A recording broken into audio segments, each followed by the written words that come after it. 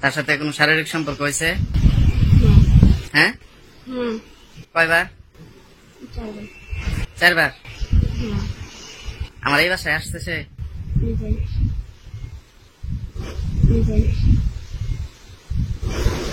এই বাসায় এবং ঢাকায় সব জায়গাতেই হয়েছে?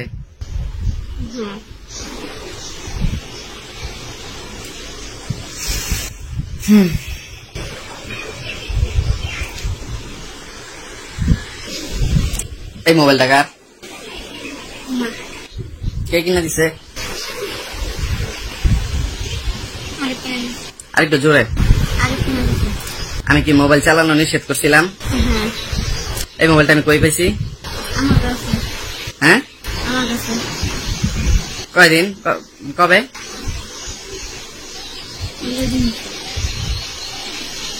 কয় রোজা? 28 রোজার দিন। হ্যাঁ, এদের 2 দিন আগে আমার ঘর থেকে যে 52,000 টাকা মানে সোনা গয়না, এই চুরির নাটকটা কবে করছ?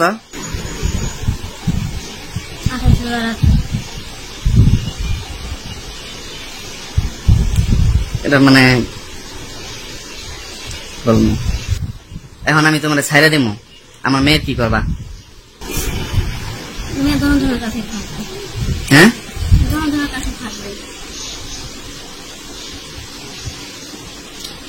আমার দিকে তাকাও।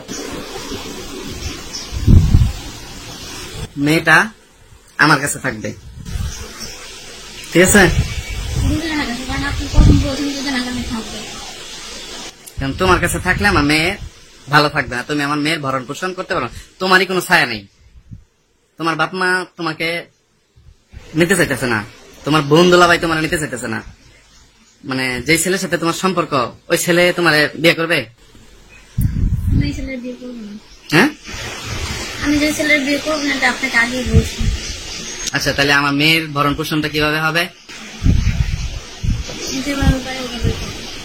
যতদিন যদি আমার মেয়ে যদি তোমার কাছে থাকেও, যতদিন তোমার কাছে থাকবে, আমি আমার মেয়ের কোনো ভরণ পোষণ করবো না, একদিনও খোঁজ খবর নিব না। মানে এবার কি মেয়ে তুমি নিবা না আমার কাছে আজীবনের জন্য রাখা দেবা? তোমার কাছে থাকলে আমি কোনো ভরণ পোষণ দিতে পারবো না, তোমার এবং তোমার মেয়ের। তুমি রাজি? হ্যাঁ, ঠিক আছে। আর তোমার যদি কোনো মানে অন্য জায়গায় কোনো জায়গায় বিয়ে শাদী হয় বা তুমি কোনো কিছু করো, মানে অন্য তুমি কোনো বাজে কাজ করো বা কোনো জায়গায় বিয়ে শাদী বসে পড়ো, সাথে সাথে আমার মেয়ে আমি নিয়ে আসবো। যদি এখন তোমার কাছে আমার মেয়েটা থাকে, তোমার ছাড়া আমার মেয়ে থাকতে না পারে। আর আমি যদি আমার মেয়ের এই মুহূর্তেও তোমার ছাড়া রাখতে পারি, আমার মেয়েকে তুমি আমার কাছে দিয়ে যাইবা, ঠিক আছে? ঠিক আছে। আমি যদি মেয়েরে একা রাখতে না পারি, মা ছাড়া, প্রয়োজনে মেয়েরে, এই ছোট মেয়েরে, এই 3 বছরের বাচ্চারে তো আমি মায়ের আদর থেকে করতে পারবো না, প্রয়োজনে আরেকটা মা লাগবে, তার বিয়েও করতে পারি। ওই মেয়ে যদি আমার মেয়েরে মানে সন্তানের আদর দিতে পারে, আমি আমার মেয়েরে নিয়ে এসে পড়বো, তখন তুমি মেয়ে দিয়ে দিতে বাধ্য থাকবা, ঠিক আছে?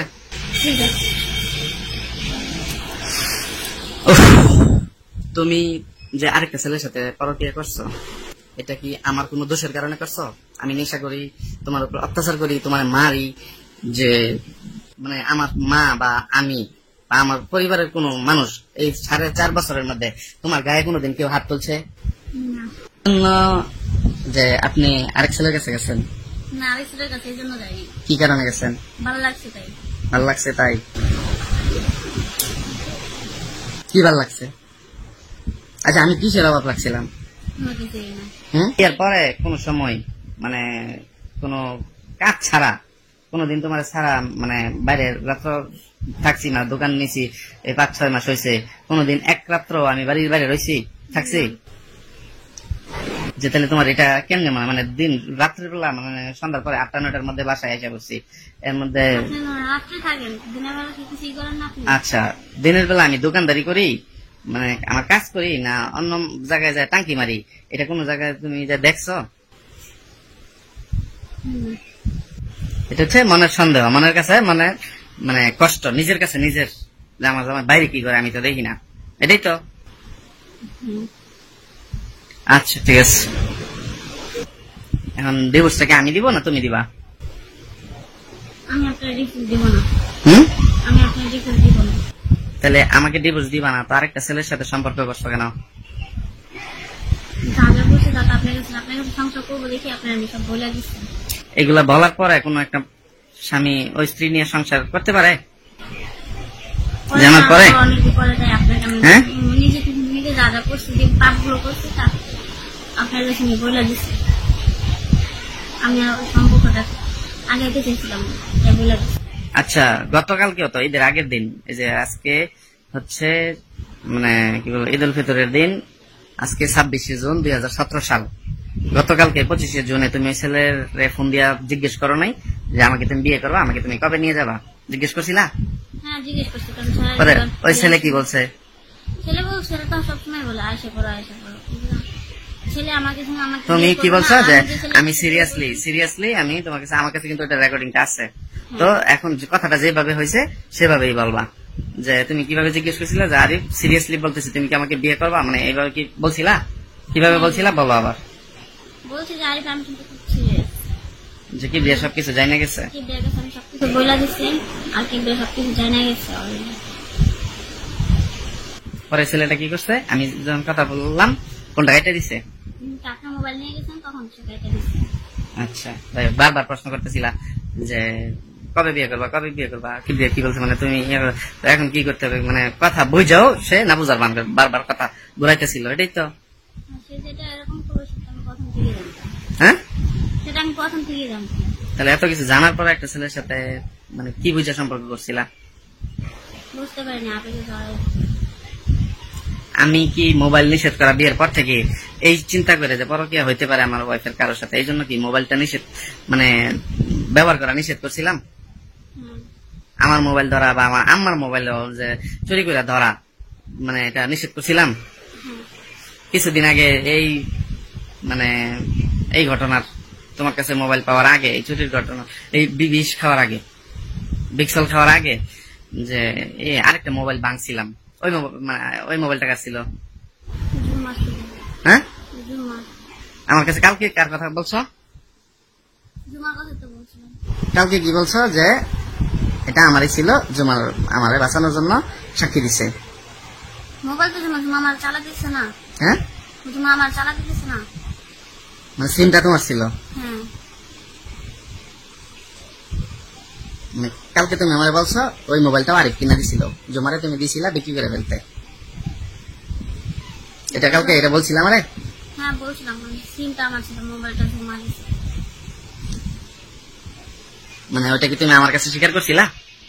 তখন তো বুঝাইছো সিম শুদ্ধ, এটা জমা, যে জমার মোবাইলটা আমার কাছে চার্জ দিয়ে রাখতে বলছে, কিন্তু সেটা তো হয় নাই। তুমি তো আমার কাছে মিথ্যা বলছো যে মোবাইলটা জমার চার্জ দিয়ে রেখেছি, মোবাইলটা তো তুমি চালাইতা। আর রাত্রের বেলা 4টার সময় কই যাও? এটার সময় শুধু হাঁটার জন্য যেতাম, আর কোনো। এটা কি আমি কোন সময় নিষেধ করছি?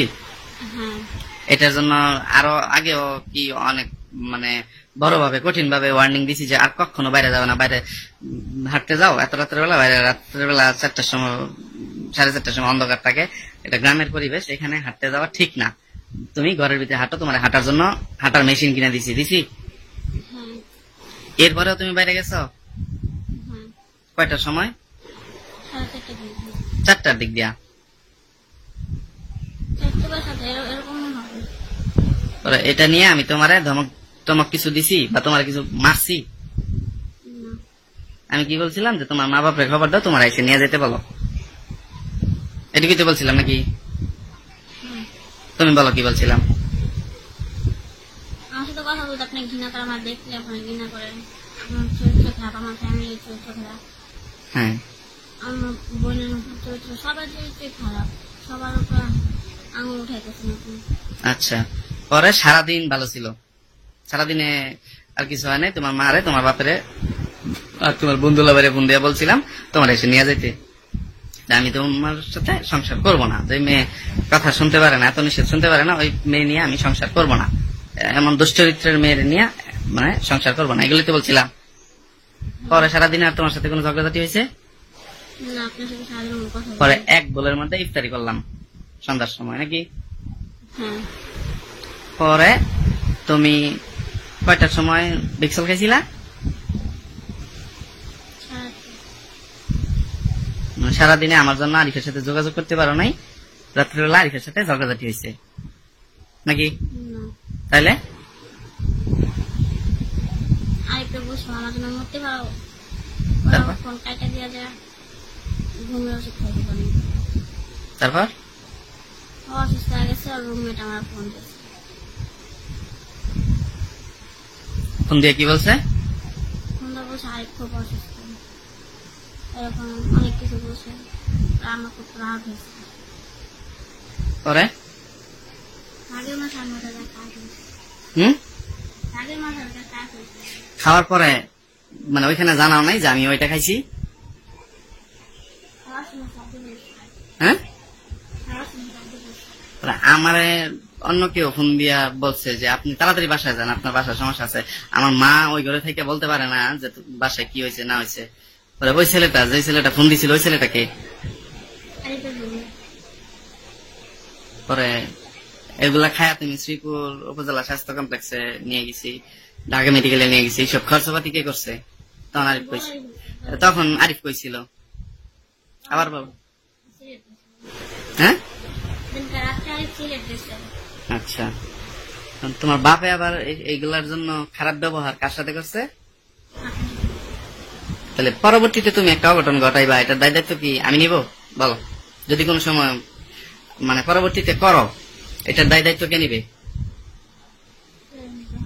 হ্যাঁ, কেউ নিতে হবে না, এটার দায় দায়িত্ব তোমার উপরে থাকবে না তোমার মা বাপের উপরে থাকবে না আমার উপরে থাকবে? আপনার উপরে, হ্যাঁ, আপনার উপরে। তুমি পরবর্তীতে কিছু করলে এটার দায় দায়িত্ব আমার উপরে থাকবে। হ্যাঁ। তুমি আল্লাহর রহমতে আজকেই মানে মাফ করে কালকে তুমি চলে যাও, ঠিক আছে? তুমি একটা আকাম কইরা আমার 14 গোষ্ঠীর কোমরে ধরি বিন্দাইবা, এমন বউ আমার নাকতো না, ঠিক আছে শোনা? ঠিক আছে? হ্যাঁ শোনা, ঠিক আছে? আল্লাহ হাফেজ। হ্যাঁ, আপনি ভালো থাকেন। ও, আপনি মানে চুরির ঘটনাটা তো ঠিক মতো বলি নাই। আপনি রাত্রেবেলা আমাকে কি বলছিলেন যে কিভাবে চুরি হয়েছে? হ্যাঁ, বলছে অনেক কথা বলছে, না বলতে পারবো না। না না না, আরেকটা বলেন না। আমি অনেক না, কথা অনেক বলেছিলাম, অনেক এর মধ্যেও কিছু মিথ্যা কথা আছে।